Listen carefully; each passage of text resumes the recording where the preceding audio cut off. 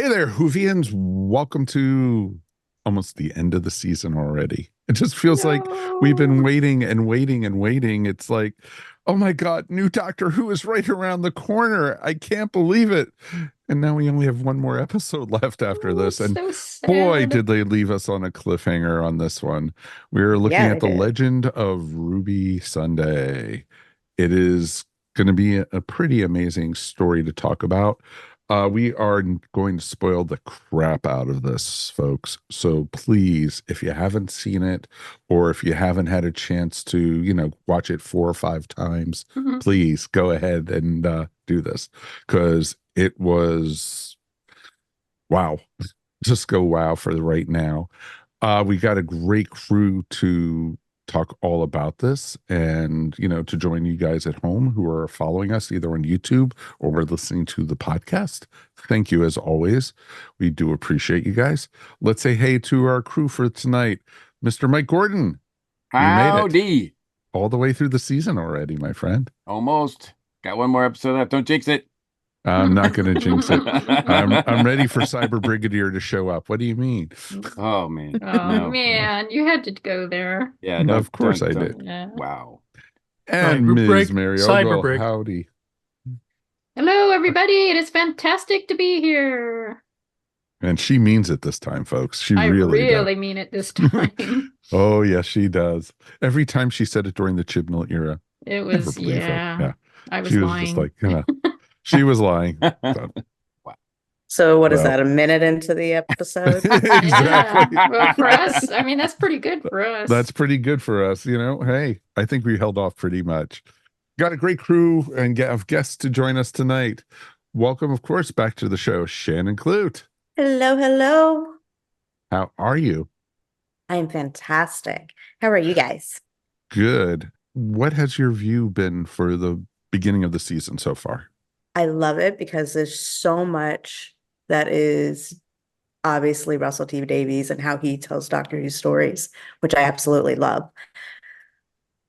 But there's been a lot of stuff where I'm like, that doesn't track with like the Who that I know. And so I'm very like intrigued to see where things are going because Okay, it's stuff that I'm not expecting. sure. So it's interesting. I'm on guard, but I'm Okay, enjoying it. fair enough. Mhm. Totally fair enough. Chip, welcome back to the show, sir. How we doing? Good. He's My got his Sonic ready to Sonic, go. folks. Hey, at least you have the true Sonic, not the Sonic TV remote that Shooty's been having all season. So, how are you? What's your been thoughts on the season so far? There have been some episodes that I've really liked. Obviously that probably the obvious list, so I'm not even gonna really go. Um, there's some issues I'm having with Davies. I feel like and we may get into this when we get into the season, but I feel like he's kind of losing some of the subtlety he had back during his first era, and it's kind of been wearing on me a little bit. It's not that opinions aside, it's some of the subtlety, and I haven't liked. There's been some episodes that have been a little too childish, for lack of a better term, for me this season. So, I mean, Okay. overall I've enjoyed it. I think Shuti does a great job with the character he's been given, and I really like Ruby Rose. I really hope after this season we don't get another mystery companion for a while. Just let us have a fun companion and then maybe have a mystery at the end. Mhm.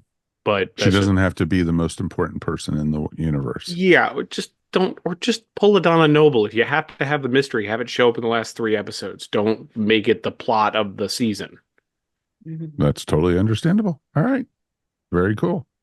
And joining us for the very first time, Charles Martin. Am I on? I'm on. Okay. You're on. Hi, everybody. I'm Charles. I live in Victoria, BC, but I have been a long-time North American Doctor Who fan forever. I've contributed to books about it. I've done podcasts about it. What haven't I done? I was one of those annoying PBS fundraisers. Remember those guys? Oh, yes. But it worked. I That was got you. you That some was Doctor you. Who. So hey, Hey. and I'm very, very pleased to be here. Always happy to chat about Doctor Who. And this season, oh, What's your um, thoughts? my thoughts are remember, it's been a gap. It's been a little while since we had Jodie. And Russell has retooled for the mandate that he's been given, which is get the under 30s and the under 30 years old. And I feel like he's doing a good job because this show is WTF every single week. What? Huh? How does this connect to, wait, there is something, but so I think this is the WTF TV show of the season. And we can talk about the ratings a little later, but so far it is intriguing. I would call the right people. Gotcha. No, I totally understand that. So awesome, folks. I think we're going to have a lot to talk on. So we're going to dive in. There's no Doctor Who news really other than this episode. And, literally as soon as the episode aired, I was at a concert and my friend Mike Faulkner said, keep off the internet till you watch the episode and get to all the way through the credits. Good And advice. it was just like, okay. So, and after watching it, I've watched it 3 times already. And every time I'm seeing something different and finding something. And it's just like, this is so much fun that we get. And did we get some answers? Yes, we got 1 or 2 answers, but now we have about a zillion more questions. And I hope Russell doesn't prolong it off into multiple seasons. I hope he, finishes it off into it. Let's go around. Let's start with Mike Gordon. What were your initial thoughts on this episode? Well, I mean, it starts off with a bang and doesn't really relent much throughout the whole course of the episode. So it's pretty much just a build, build, build, build, build, build, as only RTD, part ones of finales can do. Like, this really feels to me like I didn't know how much I either missed this or just didn't recognize it until it was happening. I was like, oh my God, I haven't felt this way in like a decade or more. It was just so exciting. Now, that said, it's not really, I mean, it's a lot of fluff. It's a lot of setup. It's a lot of just misdirect and stuff here and there. And it watching it a second time, I kind of was not as riled as I was the first time, although I did appreciate some things the second time around as well. But I do kind of wish we got a little bit more substance in this with the big reveal. I do, on reflection, I keep thinking I wish this was set up a little bit better and throughout the course of the season, because I don't think that I don't know. I mean, it remains to be seen. Obviously, it's hard to judge just part 1 of a 2-part story. But as far as right now goes, I just feel like it just seems like this. Unfortunately, I kind of heard this rumor prior to this episode. So I wasn't completely gobsmacked, surprised, and shocked that Sutek showed up at the end.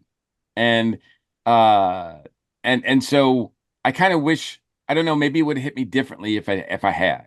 But then the more I thought about it, the more I was like, well, I don't know if the seeds that he's been sowing so far have really added up to that yet. So I'm kind of curious as to see how the second part is. Really curious to see about the second part.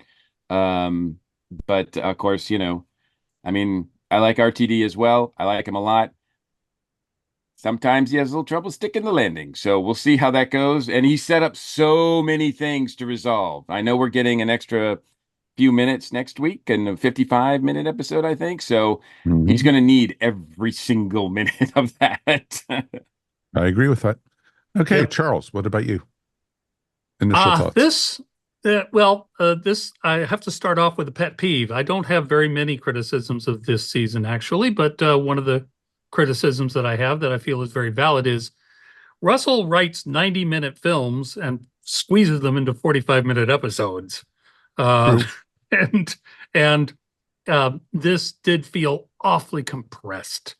It should have been a 3-part special, in my opinion. But I was just like with Boom and just like with 73 Yards and all the other really dramatic stories this season, I was right on the edge of my seat the whole time. And I have to give myself a tiny bit of credit. I figured it out, big reveal, when Susan Triad said, "Call me Sue." Then I figured it out. But only then. I was completely separate. And then when it actually happened, I was completely surprised to hear that familiar voice once again. So, it was so thrilled. awesome that they got the actual actor who did, Sutek's voice. He's 91, I believe. 91 years old, and he still sounds amazing. Pretty Yeah, intimidating. yeah, it was perfect. I do not want to make that guy mad, Mm-mm. but to me it was a thrilling episode in the way that Rogue was not, and I'm not criticizing Rogue here. That was a completely different kind of story. After all those tense stories that we had, like Boom and 73 Yards, suddenly we had this lighter story, and I kind of needed that. But now we're back into it. So now my blood pressure is all up and stuff. Okay, awesome. Chip.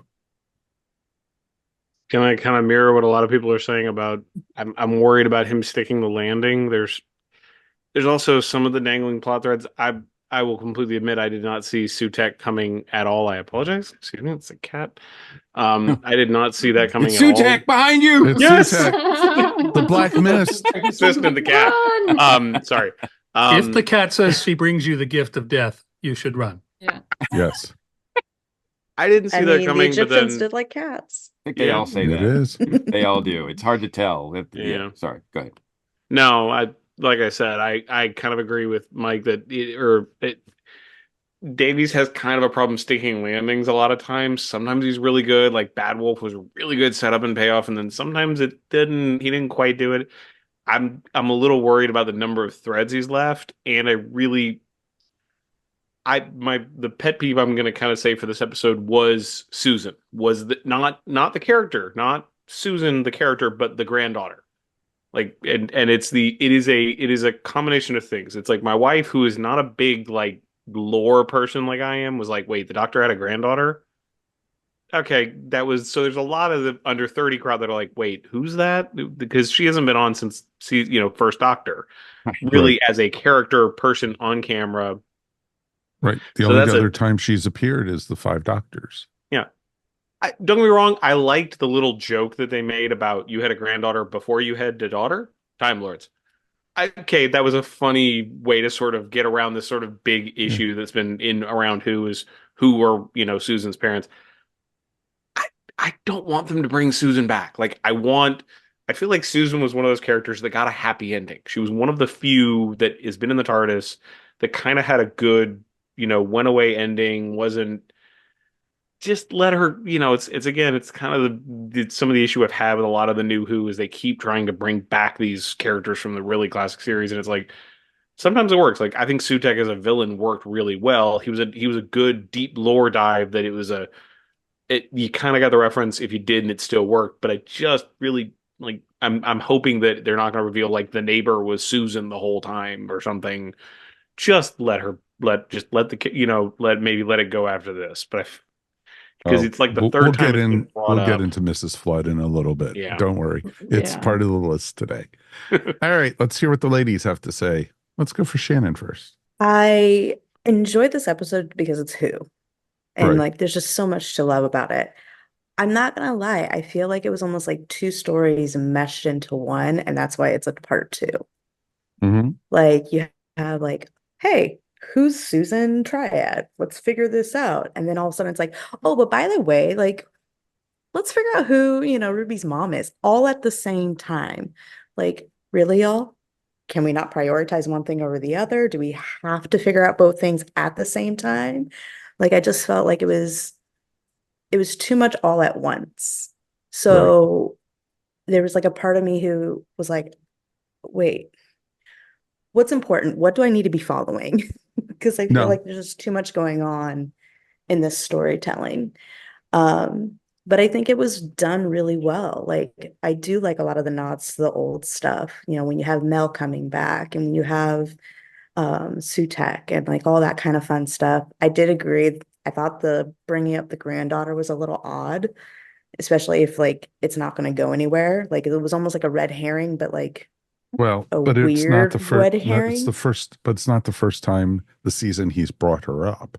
But and which is interesting because the last time they had any reference to Susan was during the end of the Capaldi season. And when he Mhm. was had his office as a college professor, he had pictures of Susan, of River Song, and Mhm. and it was just interesting that he had his family up there, but we haven't since then heard anything about it until this season. And at least this in this episode, it's not all of a sudden he brought up, oh, my granddaughter.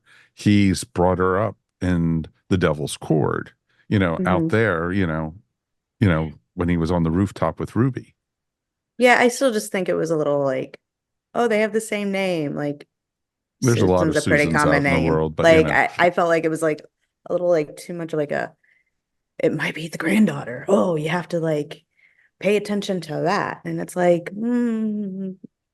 it's just I don't know. There was like a lot of things it just didn't hit right. Even though sure. the episode's completely enjoyable. I absolutely love it. I love how Ruby and Rose got along. I thought that was beautiful. Mm. I love Morris. He's a cute little nugget, Oh, Morris is but awesome. Yeah. it We'll was we'll just get into him in a few minutes too. I yeah. have I have thoughts on that. So, But all right. even though it's an enjoyable episode, I have my questions. Well, hopefully we'll answer some of these this evening. All right, Ms. Mariogo. I think to me, this was like such a love letter to Doctor Who. I mean, it has everything in it that I love about Doctor Who, like comic moments, dark moments, nods to classic Who that aren't necessary for everybody to know to enjoy the episode, but are fantastic if you're somebody who does know about it. Mhm.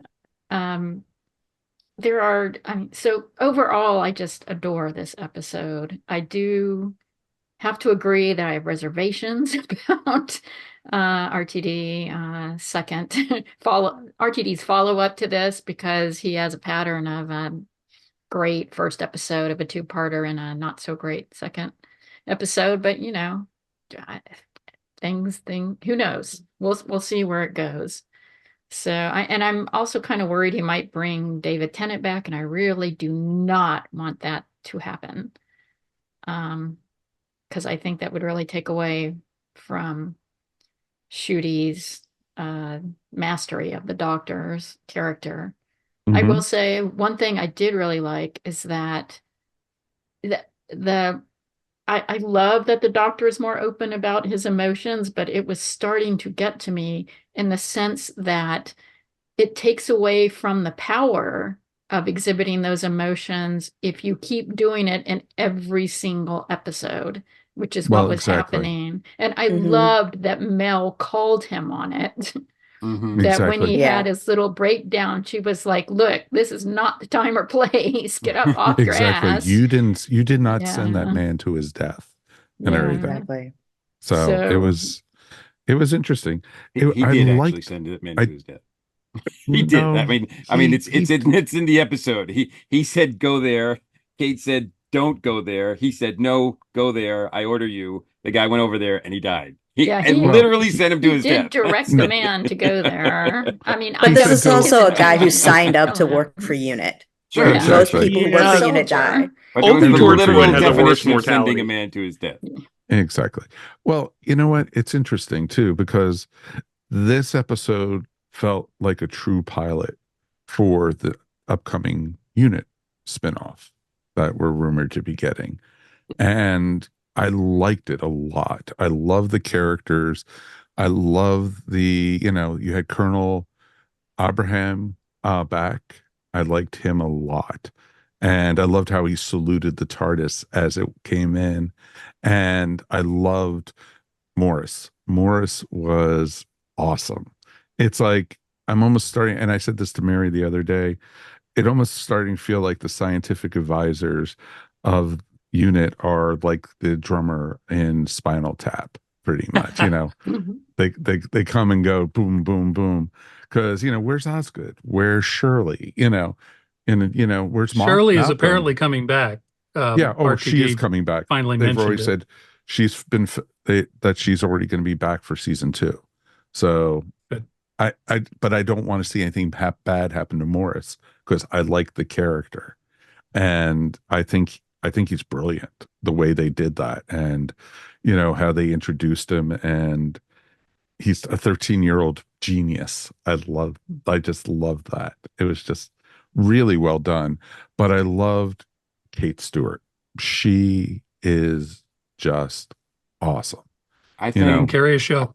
I She can think absolutely carry a show. I think Gemma Redgrave is the underrated MVP of this series of New Who. I mean, ever since they've introduced her, whenever she comes on, she just nails it. She has great moments. She's had great moments with almost every doctor, and other characters that she's encountered as well.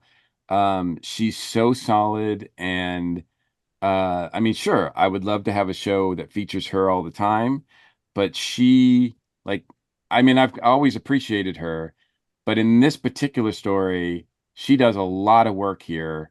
And a lot of moments that happen in this are because of her performance and what she brings to the table and the way the character is written too. But I think she's just amazing. And Mhm. yeah, I don't hear enough people talk about how good she is. She's a true That leader in this story, And she she and is. also that's calls the wonderful. doctor out on his stuff. I mean, Exactly. she is That was angry, and she Mary. Are you portrays looking at that my really bullet well. list? Are you looking at my Yes, I bullet list? am. Well, Yeah, How did you because know? that's they have that beautiful scene. It's one of my favorite scenes, where he's asking, she's asking her, I'm sorry, she's asking him about his granddaughter. And you get that whole kind of funny thing about like, oh, I can have, a granddaughter without having met my children yet, blah blah blah, Time Lords and all that. And that's waved away. But then it gets really serious when he says, she's like, why haven't you visited her? And he's like, and I'm paraphrasing here, but he's like, I bring disaster. I don't want to ruin her. Mhm, Dude, to Chip's point, she had a happy ending. I don't want to ruin that. mhm. Um, and then Kate says, I think you bring joy, gives him a big hug. It's only like what, 20 minutes later Mhm. when she looks at him as if like she has been betrayed and that bring joy. She's not thinking that then. I'll tell you that when she's looking at him. It's such a different and it's great to have those two moments juxtaposed within minutes of each other. I mean, that's Mhm. Well, that's what I'm exactly. saying. Well, Like Gemma makes that whole sequence work. and it Yep, still works exactly. within her character because we saw that in the 60th anniversary specials Sure. when the toy maker, she, as they're walking away, she's like, I want to know the name of everybody that was on this base.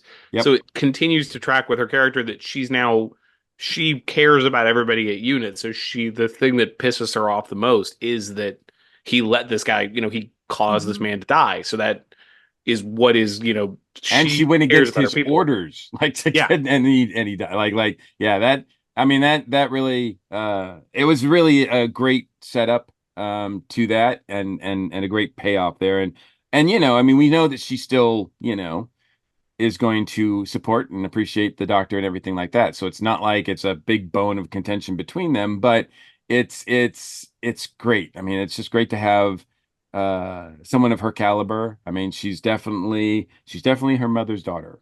Oh, with very with much so. with what she brings, the lineage that she brings, the Oh yeah. class that she brings to this, and yeah, I can't say enough good things about it. So it's pretty awesome though, because I think, like I said, this is the basis, I think, of what we're going to get in next year in a spinoff. And I'm all for it because hell, you even got the Lynx got an upgrade. He's not all rusty and yucky looking as he was before. Mhm. Can we just And lose Vince? Rust-Oleum can do I amazing things. exactly. I am not sold on Vinks. I'm sorry. I'm just not sold on him. He doesn't need to be there. He adds nothing. And to me, I was shocked when I watched the behind the scenes to see that there was an actor stuffed in that thing for like a whole day or whatever that he's filming it, because I'm just like, you Mhm. could use a puppet for this. Now, granted, it would probably take 2 or 3 people to operate a puppet as opposed to just having a dude in a suit. But the Mhm. guy, the poor guy who's in the suit, doesn't even do the voice. It's Nicholas Briggs who does the voice. And to be honest with you, he hasn't added anything as far as I'm concerned to this story or any of the other times he's been there. And I just I think kind of he's find more. him kind I of think he's more distracting there more than for the anything. kids and everything. He's, Yeah, I think he's just there for fun, exactly. Maybe, basically. but I don't Yeah. even find Yeah. him fun. I Yeah, just But you're not a but kid either, maybe too. people of So of a different maybe age might. I would have maybe liked him to work with Morse a little bit. yeah, Like you have like Boy Genius, let him work and with the robot a little bit yeah. more. Like have them be like almost like a duo. But I would love to see that. But there's only so much they could do in this little 40 some odd 48 minutes or something we Yeah. got. I Well, also Besides, think when what's they the that were point? working in the time room, Yeah, What's the you point know, of having a robot that isn't also a vacuum? What is yeah. the point? I agree. He has all I those also think tubes. So since we're talking about Unit 2, it's nice to see Rose again, but she Rose doesn't was do anything awesome. in this at all either. She does And in No. absolutely fact, nothing. in fact, she, to Mary's point, she kind of adds to the whole like, okay, if she's in danger, then that's reason enough to bring David Tennant, to bring 14 and Donna back in. And if they don't show up, it's kind of like, why wouldn't they show up? Because this is a major event happening, and they're like, and Rose is there in part of it. Like, so I think she just adds more complications. So to me, she was an indicator that we would see 14 and Donna again. But I hope that's not true, or that she adds something to the story in the second part. But there's so much stuff going on, I don't know what she could do. That I actually, will just point out from my notes that when Shooty talks to Rose, the first thing he says is, "How's your mother?" And then Yep. he How's says, your uncle? "How's your uncle?" Uncle, right? Uncle.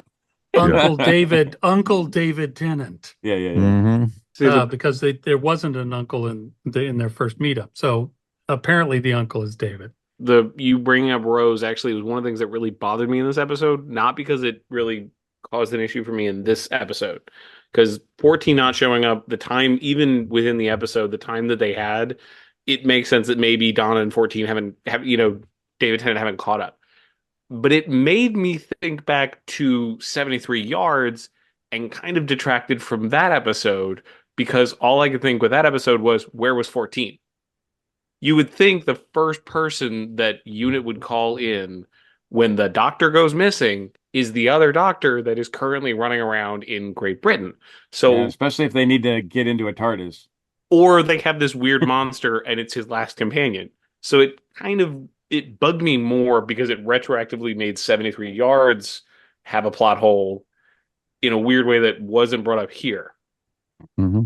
Does I that think that I think it's one of those things though. It's just like, I saw this so many times in like comic books or something where it's like, oh, well, the Avengers just happened to be on a mission that week. So it's like, Yeah, so where's it's Superman that so time? yeah. Yeah. So Exactly. I think if at the beginning, if the doctor had said like, how's your uncle, how's your mom or whatever, and she had said, oh, they're doing something, and that means that they're gone. So we don't have to worry about them coming in and saving the day. That would have been probably better. But then give her something to do. Like she doesn't do anything. So No. not yet anyway, but we'll see. Right. Well, she Did shows anyone how ha- short Millie is. That's Yeah. that's an important job. Oh, Millie is tiny compared to she Yasmin. shows how short Shooty is. Yes, Yes, too. She was That's true. taller than him. Yeah, Yep. that's True. true. Which is cool. But did you guys have any suspicions about Harriet at all? No, I didn't know enough Yeah. Did about you it. just I think didn't she was it. another unit person? Yeah. I'm going to Everything. say this. She reminded me of Freema in her first episode. Mm. That's a good way to put it. Yeah. yep. That's what she kind of reminded me of, especially like when she did change. I was like, oh my goodness, that's like Freema. Oh, that's kind of cool. All right, Well, I thought it I was, kind of like that. I like the whole anagram thing and how the doctor, when he showed up and it's like, there's this woman who's been following, seeing everywhere. And they were like, oh, this person. And it's an anagram. And all of the unit members were like, yeah, we know, doctor. Yeah, we It's figured that out. we figured figured that that out. one out. We know that Yeah. RTD loves to use anagrams. We were on that. Yeah, Yeah. yeah. Well, but it It was was funny He's got a as it was history of it. funny as Remember hell though. Torchwood? Even Colonel Abraham was like, I even knew that one, doctor, Mhm. and it was like, okay. But I just like to point out though that the final bit where we figure out the villain is not an anagram. It's No, it's not. wordplay. I know. it's Yeah. wordplay. That yeah. as a grammar as an editor, that annoyed me too. I'm like, that's not an anagram. That's not. No, But no, I'm like, all exactly. right, I'll let you have it. I know what you're going for, so I'll let you have it. But I mean, it was kind of, I don't know. I'll No. give RTD credit, a little bit of like clever credit, because it was kind of clever to put that together like that. But yeah, it's not an anagram. hmm What did you think of the idea of, the Susan storyline in this? With her, she wasn't actually a bad person or anything, or as Mel said, she's actually a nice person and she's going to give her software out to the world, type thing. Where Yeah, were well, you, that just makes it. where did you guys think that was going? Did it go the direction you guys thought or It, what? it didn't I knew it surprise wasn't going to be me when it Susan. turned out she was possessed. I mean, it Yes. didn't surprise me that she turned out to be something other than what she was. But that just Right. makes it more tragic that she's just being used by Yeah. this villain. I mean, that's what happened in Pyramid of Mars also. Sutek just goes around, Mhm. Using Yep. and possessing killing. people and That's what he using does. Using them. and killing. Yeah. Exactly. So Yeah. I feel so stupid that when Shooty took Millie to a future London, that replay of a scene from Pyramids of Mars. Why didn't I figure it out then? Why didn't we all figure it out then? well, we Oh, even we so even brought dumb. it up in that episode. It was like, this is right from Pyramids of Mars. Yeah. This Yeah, is we what the even said doctor that. did with Sarah Jane.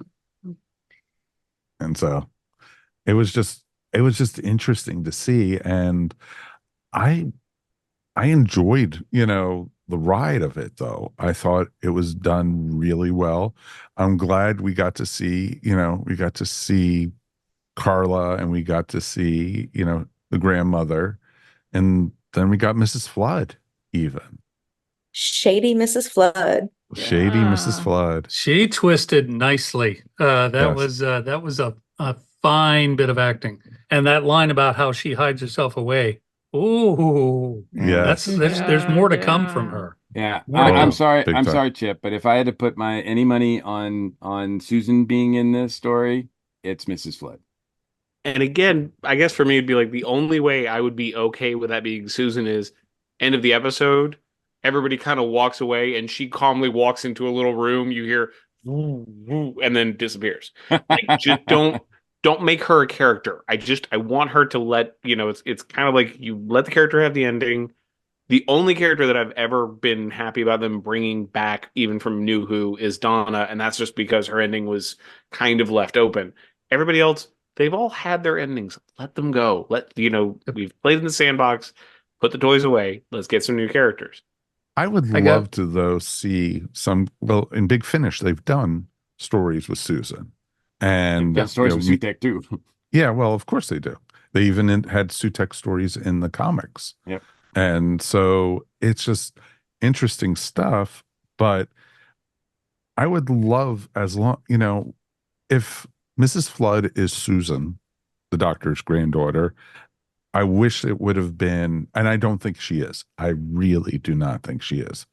That Caroline Ford is still alive. She's the last of the original crew.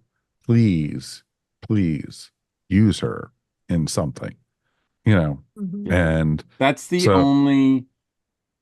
I think that'll be the one thing that, will really bring the Susan storyline home and together. Like it doesn't work. I don't think it works unless somehow Carolyn Ford comes back and makes some sort of appearance, whether it's, for a few minutes, whatever, some past thing or something, just to have that. I mean, we just recently lost William Russell, and I was, I said that I wish he was used better in New Who. And I feel the same way about Carol Ann Ford, especially now that they've brought, you don't bring up that name without really paying it off in some ways. And Exactly. I think that has to happen next episode somehow. I think they will. I think what'll happen is that at the 40-minute mark, the main crisis has been resolved, and Shooty will be pondering on the things that have been said to him about Susan, and he'll go to the year 2164 where she lives. I don't know why everybody has missed this except me, but he'll go to where Because she you're the is, smartest man in the room, Charles. That's why. or he'll go back to 1963 and see her then, and we'll get a Right. CGI Carol Ann Ford. But whatever they do, I hope he will ponder on that and go, "You're right. I need to visit my granddaughter," and go. Yes. But yes, if they don't, and if somebody else is playing Carol Ann Ford's part, I will riot. Oh yeah. No, I agree completely with that. It would be a crime if they don't use her to be Susan. Yeah. But At least, to get back to Mrs. and let Flood, I'm her, not. but hold on, let me say, what I'd like to see if they do something with her to continue the character, either have her go off into the sunset somehow, or have her start glowing and, regenerate. And she doesn't have to travel with the doctor. Let her go off and do whatever, type thing. But, the same way that we never saw what happened to the doctor's daughter, so I think we definitely are due that at least. And I think it would be a disservice. I have to point out that Mrs. Flood, it's a kind of unusual name. What usually causes floods? A river. Rain. Or, Rain. And what's rain an anagram? Yeah. Just think about it. Mm-hmm. It's my stupid fan theory that is wrong, but it's mine. Of course. It's your theory. So, I've heard RTD does love zillions of those theories. anagrams. Yeah. The theories for Mrs. Flood are almost as much as what was, whatever Susan Twist's, identity was all over the board. So we're not going to guess that here. Yeah, I mean, yeah. Well, I guess I do have one that I because think of is this, pretty good. But Mrs. Flood. For Mhm. Mrs. Flood. Let's hear. I think she's the god of disaster.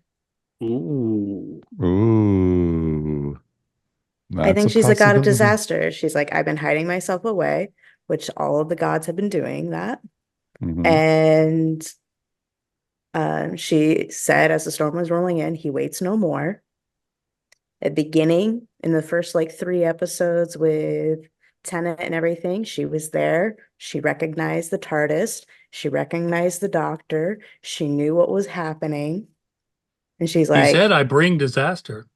He and said it. so I think she's certainly not bringing anybody tea. No. I think that she may be one of the gods. That's a I good want to see that at the guess. end of the episode. Somebody finally bringing that poor grandmother a cup of tea. Yeah, she Like, never that's the gets last- a cup of tea. the That's all she wants. The last thing in this Something- episode used to be She just wants a cuppa. the 15th Doctor handing her a cuppa, and that's the end of the episode. Give Candy Yes. a cuppa. Give Candy a cuppa. Oh, bless you. You are a nice young man, aren't you? The That god would of be- disaster was named, what was it? Started with an I. Incensor. Ancestor. Incensor, yeah. Thank you. Doubt and dread and the Yes. children. The children, or the mother of doubt and dread. Yes. Yeah. And then we have malice, mischief, and misery. Yeah, they gave us a whole they told us a bunch of names in this about the Pantheon and who I guess are members and who are not or whatever. And I don't know. I'm still trying to process all that. I know that's one of the things on your list, Mike. So Why don't we go through the so I list guess- right now? I guess Yeah. I guess we're led to believe with all the stuff that Sutek and his harbinger is saying, spouting at the end of this, that he is claiming himself as the father of the Pantheon. He is claiming Yes. himself as the leader of the Pantheon of all these The god gods. of gods. So apparently he got because he got what in so before in Periods of Mars, he was kicked out by the sirens, right? And so put into to a trap, and then so he was staying there. He was stuck there, and then someone let him out, and then all that, and then the doctor traps him again.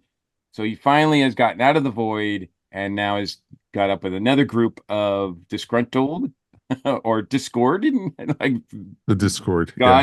gods or whatever entities, The and how has Pantheon of declared Discord. himself as the Yes. mother, father, and other of the Other. pantheon.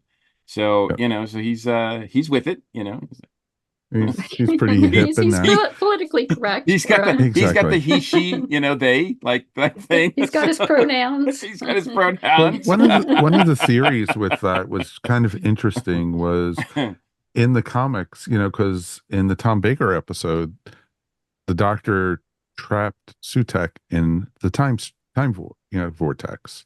Yeah. The time tunnel. The time tunnel, tunnel. exactly. Yeah. In the comics, the Doctor asked how he had escaped, and he said he sidestepped into the void, which basically the void is where the Doctor and Donna were with the Wild Blue Yonder, and Yep. with that ship. So it's all And- their fault. Exactly, but That's how he also, that's how he hitched a ride. well, exactly, and so that's the other thing we don't know. We don't know how long that Sutek has been sort of like attached to the TARDIS. the first time and- you hear it is in Wild Blue Yonder. It starts making that Yes. noise. And So it's been a while, yeah. yeah. Yes. And so my question to that is, because Wild Blue Yonder happens before the giggle. And the giggle, Shooty takes the The duplicates the Toymakers. TARDIS. Yeah. Like, makes a TARDIS of it, like copies and pastes a new TARDIS, and I'm kind of like, okay, so like how did that happen with him attached? That just seems weird, but Well, I actually thought maybe that Sutek attached himself because Shooty, duplicated the TARDIS using the Toymaker's hammer, and that's how he was able That's to. how he got in. Exactly. Maybe. That was my thought Yep. on it. So, but then when I went back and, I actually watched recently the Tenet episodes, the 3-parters, and I remember hearing the groaning in that episode.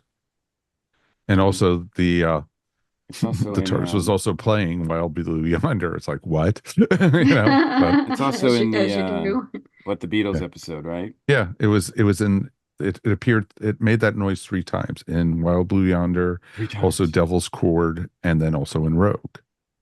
So it was just interesting. And this also maybe explains why the TARDIS didn't open for Ruby. But there's all these different things that we've been questioning throughout the season with that. So it's interesting. The names of the Pantheon of Discord. Wait, before you get into the list. Yeah, what's up? There's a part where after Susan Twist has been changed into Riff Raff, Yeah. and she says, "Did you think we were family?" And everyone thinks that they're referring to Susan, but I wonder if they're actually referring to the pantheon of gods, because RTD was still, not giving up on the timeless child thing. And there's been lots of speculation that the Doctor is one of the pantheon of gods. So I thought that was an interesting thing for her to say. Mm-hmm. Hmm. I thought of that He's the also. god of wardrobe changes, apparently. Yes. He's the god of fashion. Marketing. He is a it's awesome. fabulous god. Yes. God of fabulous. There you go. God of fabulous. Done. It has been one of my pet peeves this season. I'm sure it's Yeah, Mike Gordon has The complained clothes about Did he it. change his I didn't clothes like a complain. normal I person? did not Yeah. complain. Let's make that clear. okay. I just questioned the marketing You aspect basically of it. said that, the Doctor I didn't doesn't say I have hated any it. set. I didn't say No, I didn't like I didn't it. say you hated it. You complained about it. That, this Doctor doesn't have one set I pointed outfit. it out, and I Yeah. just wondered if it was a great marketing. But I just put marketing wise if that was a good idea. That's all I asked. And Shooty's actually said in interviews they said that they were going to do that this is something, and he's like, "Oh, I'm the fashionista doctor." I don't. It's the way he's described it. For me, it's not the outfit.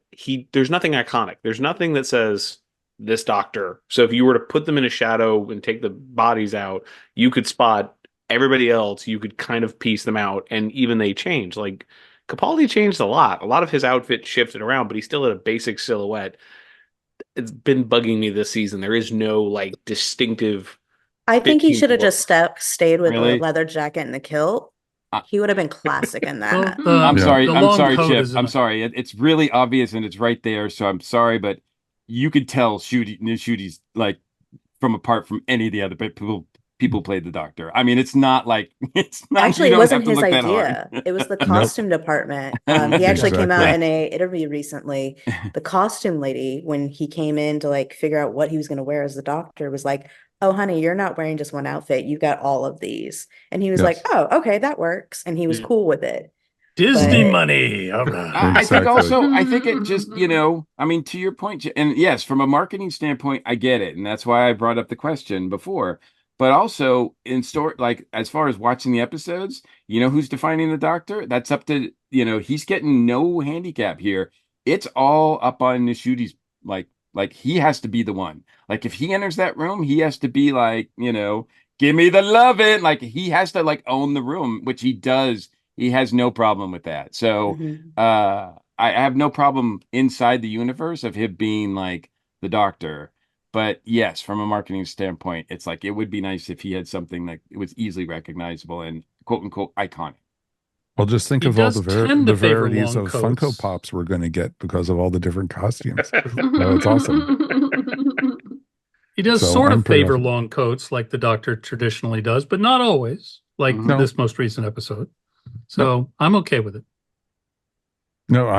I originally thought I loved what I saw with the brown plaid jacket and brown plaid pants and the orange shirt.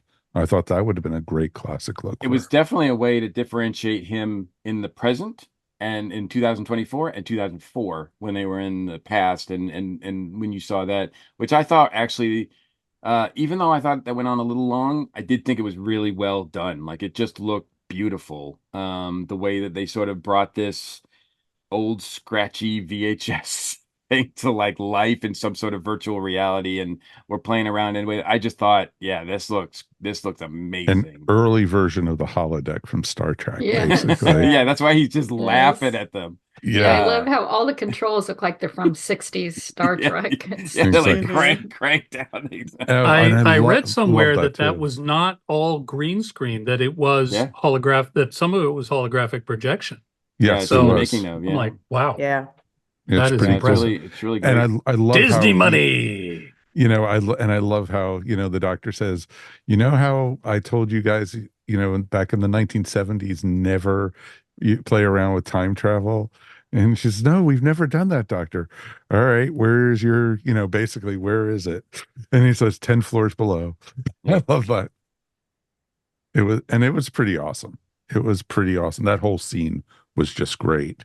Just And great. I love that they had Carla there, Yeah. to, almost like narrate and like, oh, the mother, she's crying. You could see how sad she was.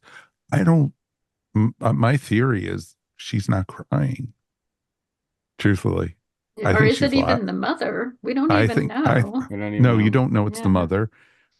Truthfully, I think it's the trickster.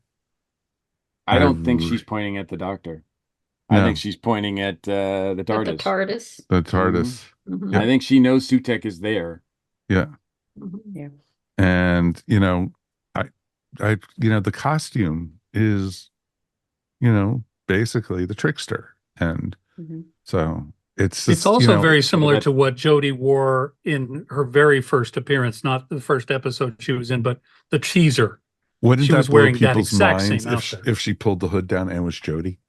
Yeah, that would be a that, reveal. that would Mhm. be. Yeah, that It would would be be. like, But you know what? I feel like Carla knows more than what she's saying when it comes to Ruby's mom. I get that feeling too. I get that Like, feeling too.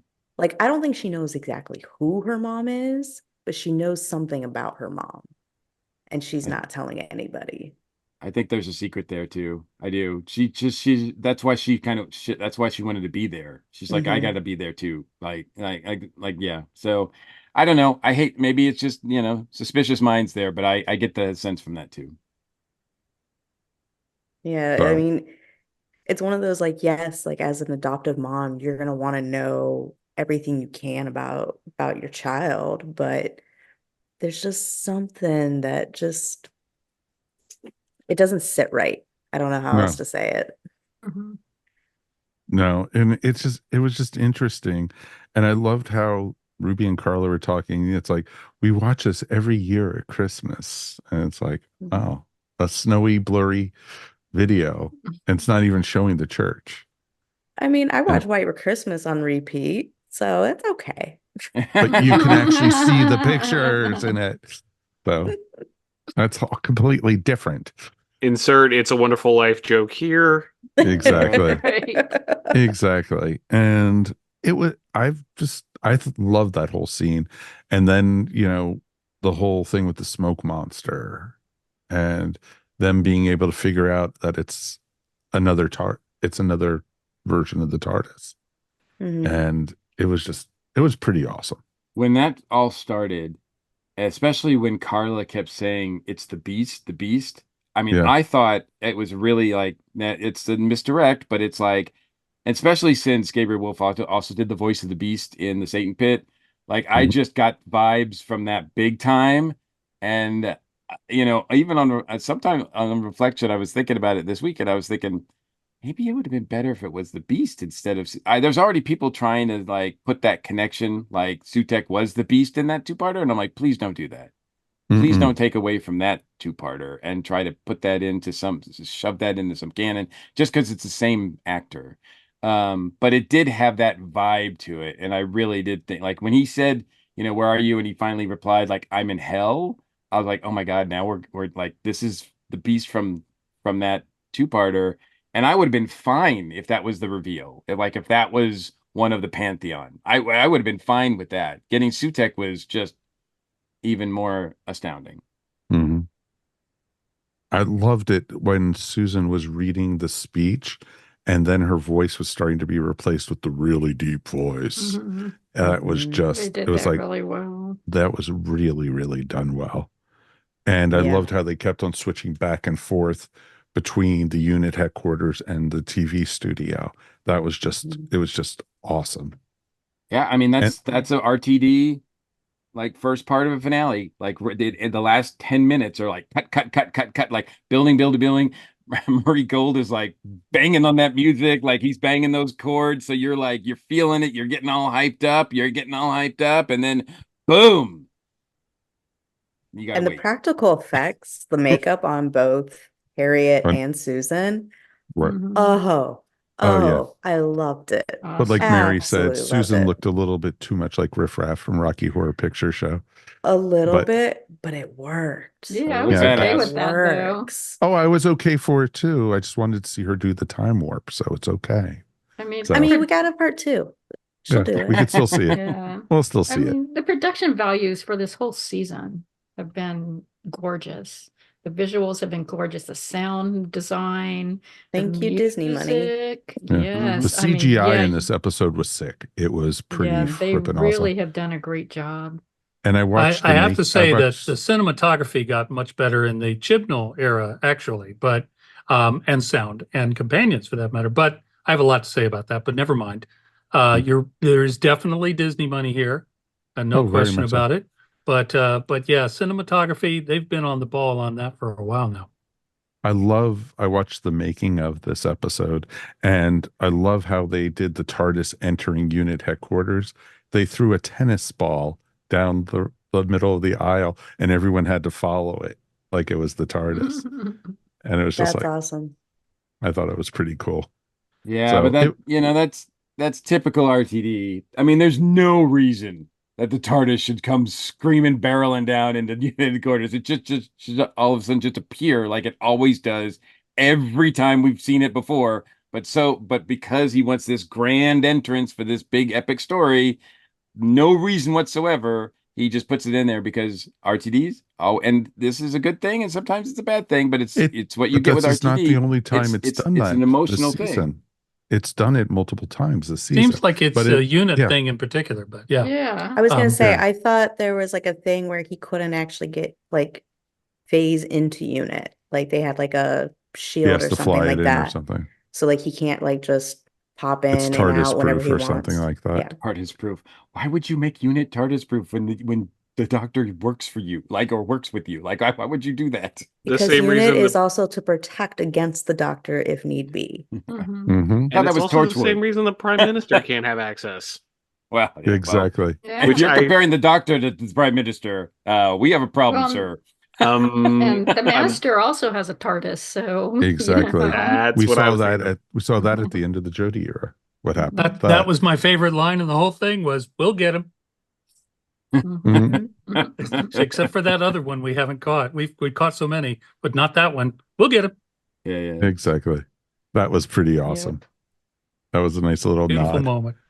Yep. But yeah, I'm trying to think, has the TARDIS really properly materialized or dematerialized at all this season? I can't think of any. I mean, It did. It properly materialized in It did Carla's in apartment. 73 yards. In the yeah, Did it? apartment. Okay. Yeah. Yeah. All right. Yeah, 73 yards, there wasn't any I mean, we problems. saw it did in its the normal. hologram as well, We but didn't Yeah. that was see different. we didn't see it in Rogue appear. It just was already there. So Yep. I mean, I don't know, but yeah. I mean, but like I said, but we don't know why it was doing that. Like I mean, it was just screaming down. So it was just something that, RTD wants to go for the emotion rather than sometimes the reason. Like, so, and this is just something that he does a lot, which is What did you fine. guys I don't have any What problem. did you Maybe he guys finally think took the of brakes off for a river song. Yeah, possibly. Possibly there. He What was did you making guys that think noise. of the CGI for Sutek in this? It actually wasn't you mean half the bad. jackal? Yeah, the jackal. It wasn't It was half okay. bad. I Judy actually saw kind it, of and like the of course Judy saw it and she went, "Doggy." So, so I I mean, would the have much design is preferred if he'd classic, come out on a but throne and as he stood up, you saw a small hand holding the cushion down, because that's a throwback to Pyramids of Mars. of course. Of course, of So course. I would have preferred. Yeah, the I jackal think it was pretty gives cool. I think it gives a lot more to the original mythology, though. Seth was considered kind of more of a beastly type thing, and so to have him be smoke and mirrors, and to have the head coming out that way, and to want to be crowned the way it was crowned, it hit to original Egyptian mythology for all of that. So I think visually it was amazing when it came to that part of it. And I That like the was way awesome. it's wrapped around the TARDIS. I mean, it's hugging the TARDIS. Mhm. Yes, Yeah. it's like, this is mine. This is not yours anymore, Doctor. This is It's my. it's almost feeding off of it. Mhm. The poor How about TARDIS, that? man. She cannot get away from all these guys feeding on her. It was another one of those moments for me with Lethbridge Stewart that I was like, I had to remind myself it was CGI because her actress was able to really carry that. Like, you believe she was staring at this giant demon dog in her face. I was like, Yeah. because the CGI was good, and then like she able to kind of sell it where you're like, it didn't feel like I'm looking at a tennis ball that happens to have little ears on it. It was oh no, she looks terrified. Like that was, but Yeah. Yeah, and at the same time, the Nshuti's giving a great performance as the doctor realizing who he's up against, and his face. You don't even if you don't know who Sutek is, he is selling the heck out of it. Like this is like The doctor's terrified. they do this close up on him, and I thought, because usually after close ups like this, the character usually says, "Oh shit." Like, and I thought, are we gonna get our first curse word in Doctor Who ever? But then all he says is, it was I got the wrong anagram, and I'm like, that's not even an anagram. Yeah. So, He was but that his scared face he didn't said know it. what He he was didn't even need to saying. say it out loud. No, Because his exactly. face alone was just so wonderfully selling it. Yep. Yeah. So it was real interesting to see. There's so much set up for this next episode, and Mhm. I am so Friday can't get here quick enough and everything, and it's just like I am just like chomping at the bit to watch it already. It's like 7 p.m. on Friday. I think I will be in front of my computer watching this thing. So This it'll be Friday will be the awesome. best day and the worst day because we'll get the season finale, but we'll also be without I've- another episode the following until Friday. Christmas. Yes. Yeah. Well, it might also be best and the worst because it's going to be, from what I understand, it's going to be pretty emotional. The when I know some people think I'm shilling the official podcast, but I listen to it and I watch it and so there were two things on there that they sort of breadcrumbs, if you will, for the upcoming episode. And the first was by Bonnie Langford, who was on talking about Mel, and they asked her to if she could sort of give out three words for the finale. What would she use? She used epic, exciting, and heartbreaking. And when asked about RTD about the finale, he said, in addition to everything else that's going on, he said, somewhere on a distant planet far away is a kind woman with something vital. Okay. Mhm.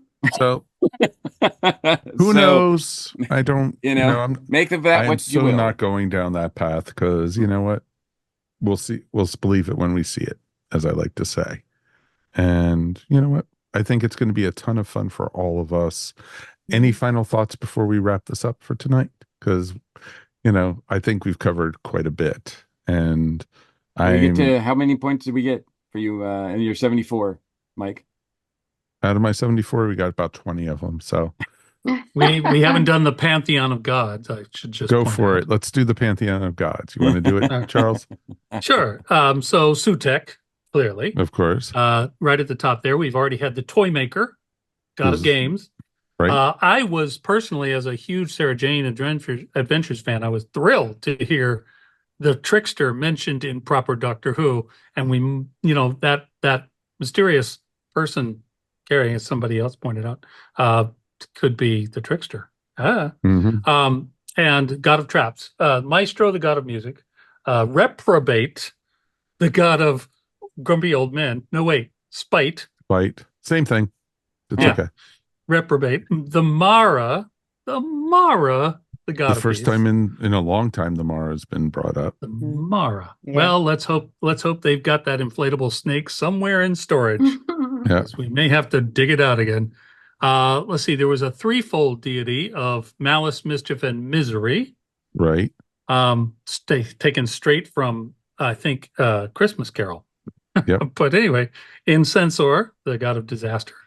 The children of Incensor, Doubt and Dread. And then Yep. finally, there was a reference, but not a name, attached to the gods of skin and shame and secrets. Yep. Mhm. Well, we didn't get anything for that. That's just me at the beach. That's Yeah.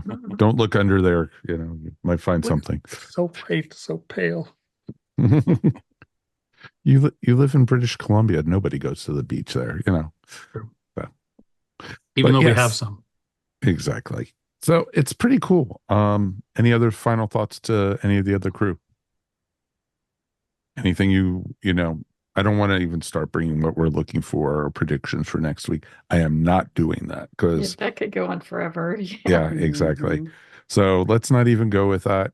We are not rating this week. We are going to rate it as a whole next week.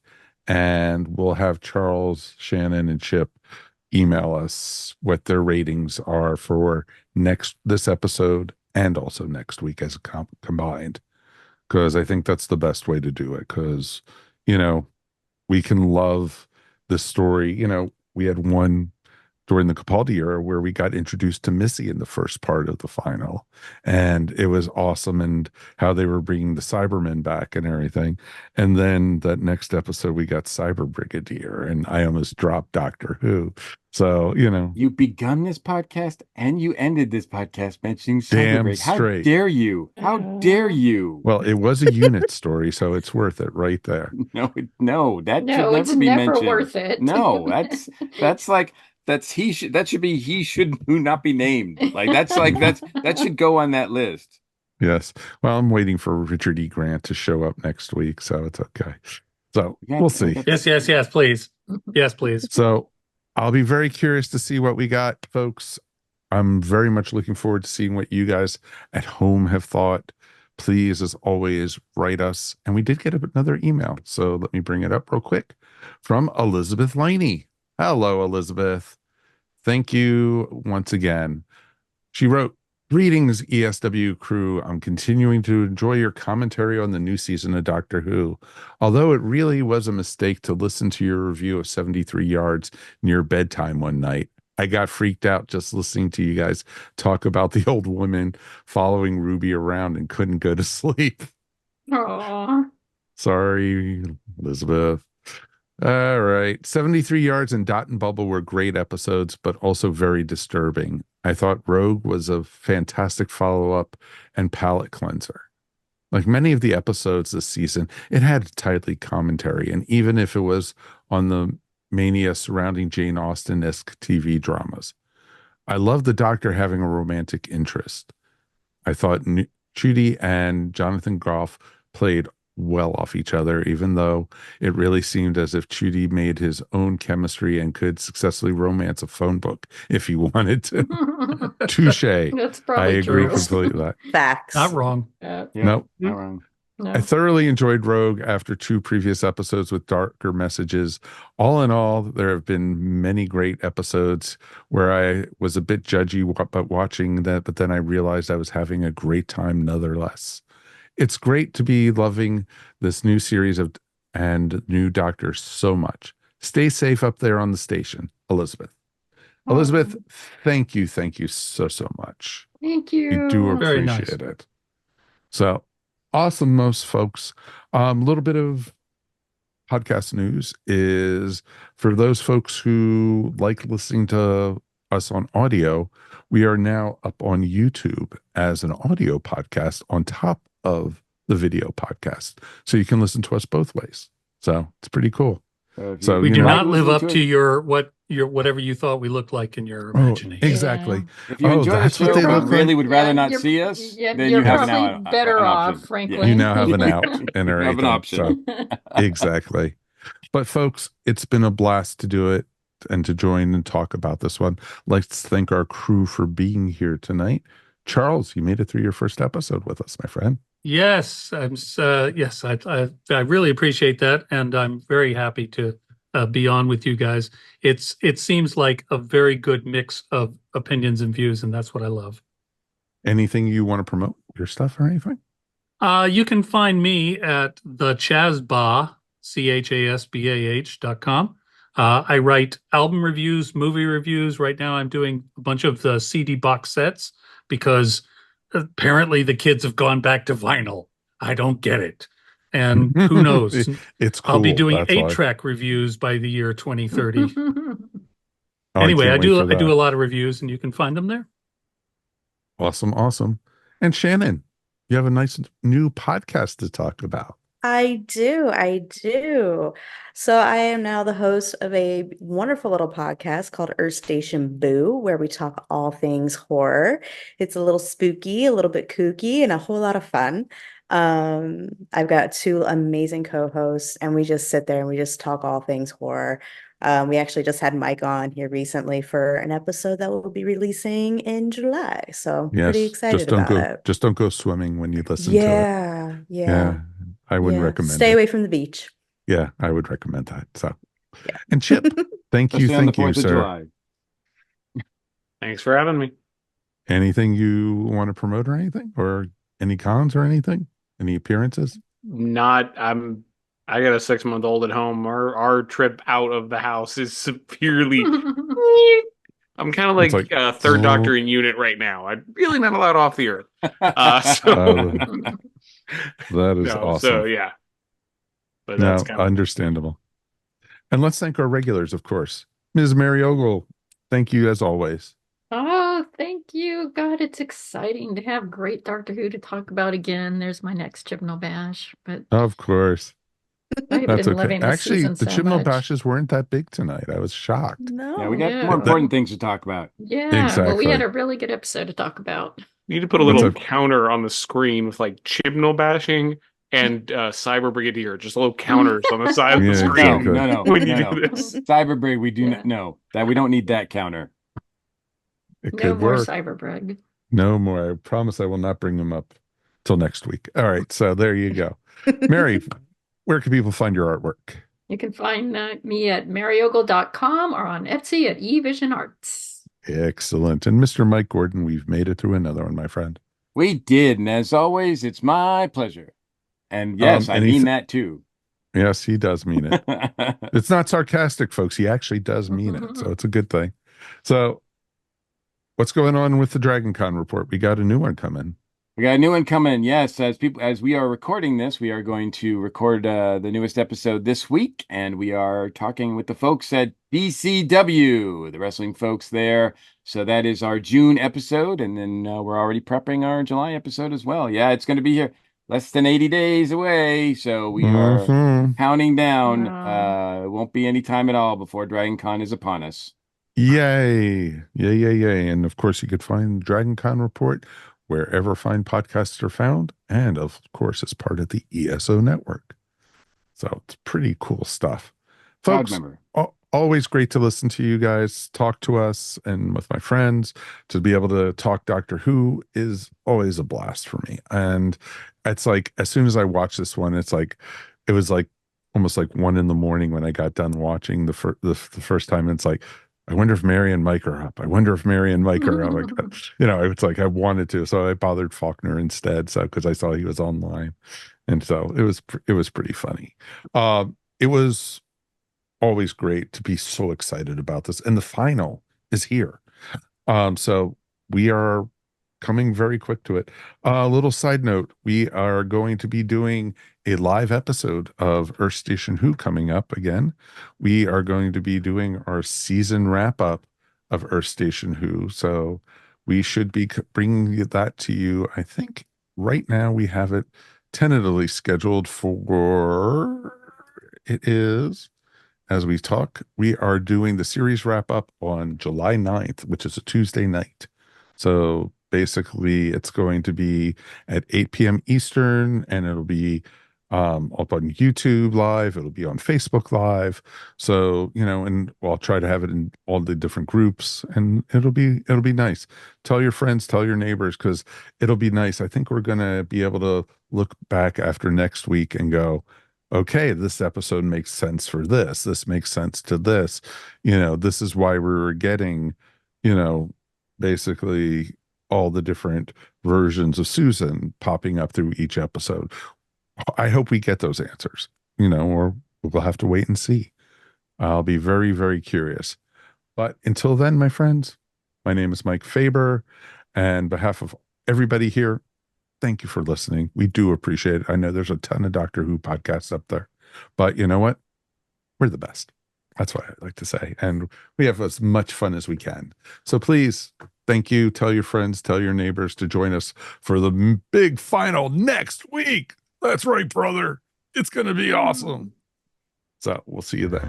Peace. And we out. You have been listening to Earth Station Who, a pop culture podcast dedicated to all things Doctor Who, featuring talents from throughout space and time. All topics on the show are the sole opinions of the individuals and are to be used for entertainment value alone. You can subscribe to our show wherever fine podcasts are found, or check out our website, earthstationwho.com. Don't forget to check us out on Facebook or Instagram, and if you enjoyed the show, please write to us at feedback@earthstationwho.com. Thank you so much for listening, and we will see you on the next journey of Earth Station Who. This has been a broadcast of the ESO Network. Be part of the crew and help support our shows by donating to our ESO Patreon or by shopping at the TeePublic store, which can all be found at www.esonetwork.com. The ESO Network, your station for all things geek.